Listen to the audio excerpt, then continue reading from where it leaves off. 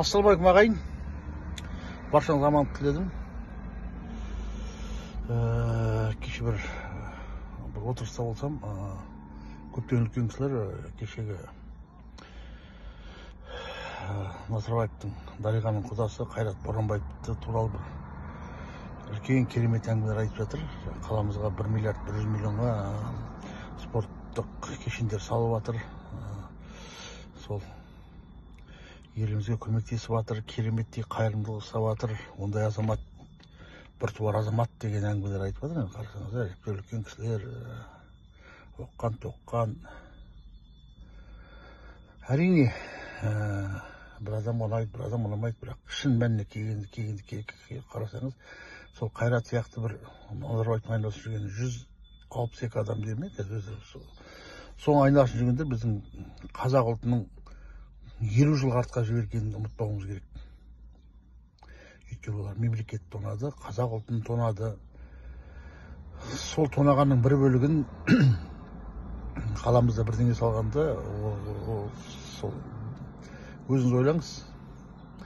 Сіз миллиардта ұрлық ұстап, 100 миллионға бірдеңе салсаңыз, оған бір халықтың арасында сіз жақсы атағыңызбен қалмауыңыз керек. Біз ұры деп айтуымыз керек. Осы Қайрат сияқтылардың арқасында қаншама мектептер салынбай қалды, қаншама жолдар, қаншама үйлер, адамдар үйсіз, күйсіз жүр. Қаншама ауруханалар салынбады, қаншама адамдар қазір больницаға қара алмай жүр. Осының барлығы осындай сыбайлас жемқорлар мен ұрылардың арқасында, Назарбаевтың әулетінің арқасында біз осындай жағдайға тап болдық. Бұл тығырықтан шығып кету 5-10 жылда қиын, 5-10 жылда болмайды. Тоқаев қанша жанталаса да бұны қалыпқа келтіре алмайды. Себеп мемлекеттің ақшасын тонап кетті. Ақша жоқ жерде даму болмайды. Қазір кеше Тоқаев Назарбаевтың 168 миллиард доллар қарызымыз бар еді. Қазір 200 миллиардтың үстіне қарыз алып отырмыз. Бүгін күн көру мақсатында бүгінгі елдің аз да болса бір дамуына осындай қарыздар алып отырмыз. Сол ақшаны тонап кетуге үлкен үлес қосқанның бірі Қайрат Боранбаев. Біз егер осыларды қанша ұрлаған ақшасын қанша бөлігін беріп жатса, қанша ақшасын бөліп жатса да, қанша бөлігін беріп жатса да, ол біздің ақшамыз. Ол оның сол кездегі билікті пайдаланып ұрлаған ақшасы. Сондықтан да егер шындық айтатын ақсақалдарымыз осыны біле тұрып, жылатып айтатын ақсақалдарымыздың айтып отқаны мынау болса, біз ұрылар азаймаса көбеймейді, көбеймесе азаймайды. Себебі бүгін ұрлап, миллиардтап, таңертең 100 миллион беріп, бірдеңе салғызып, жақсы атаққа ие болып, қол шапалақтап сені қарсы алып, сені төрге шығаратын болса, онда біздің қоғамның қасиеті бұл. Қоғамның қасиеті не екенін білесіздер. Шындықты, біз бүгін болған шындықты айтпақ түгіл, кеше өтіп кеткен шындықты айтуға жасқанамыз. Себеп олар не ойлайды, не айтып қалады, сол жақсы болып көрініп қалайын деген мақсат. Сондықтан да бізде ұрлықта, жемқорлықта тиылмайды. Егер Қайрат Сатыбалдың ұрлаған ақшасы, анау оңтүстікке бір мешіттер салғызды, бүкіл халық қолдады, ойбай, керемет екен деп. Сол Қайрат ел тонаған ұры болып шықты. 1,5 миллиардтай ақша қайырды енді, 1 триллионға жақын. Екі Қайраттың қосылып қайырған ақшасы триллионға жақын. Бірақ ол әкесін тапқан ақша емес, ол еңбегімен тапқан ақша емес, ол сізбен біздің бюджеттен ұрлап алған ақша.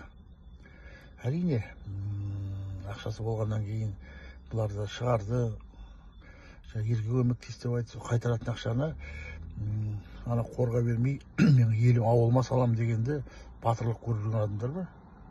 Ол батырлық емес, шындап келгенде Қайраттар түрмеде отыру керек. Түрмеде қамалып, түбінде отыру керек, ел тонағандар. Бұлар ел құр, ел тонап, бүкіл мемлекетті қасіретке алып келген азаматтар деп ойлаймын бұлар. Біз бұның зардабын әлі шегеміз. Себеп менің көрмесем, менің ұрпақтарым бұның зардабын шегетін болады әлі бұл ұрлықтың. Қайран қалатыны, соны қайыра алмай жатыр.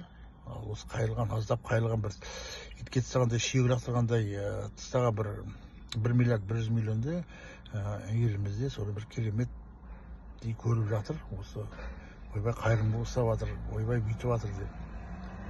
Қайырымдылықтан ештеңе жоқ, ол соның кішкентай ғана бөлігін беріп жатыр. Ал менің ойымша, осылар бүкіл ұрлаған ақшасын қайыру керек. Сотталып түрмеде отырмағанмен де соның бәрін қайырып беру керек.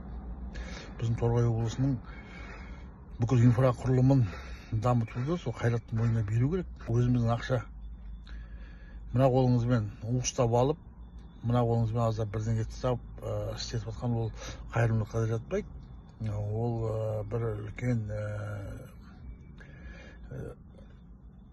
бір халыққа берген пайда емес ол. Осыны біз қашан түсінеміз, сол кезде ғана бізде дұрыс көзқарас болады. Бізде қоғам басқа жаққа өзгерді. Қоғам басқа жаққа өзгерді. Біз жоқ жерден батыр жасағымыз келеді, жоқ жерден бір керемет не жасауымыз керек, жасам айналып келген осы жүрген байшымақтардың барлығының қарап отырсаңыз еңбекпен тапқан ақшалары жоқ. Барлығы сол совет үкіметтен қалған дүниені тонау.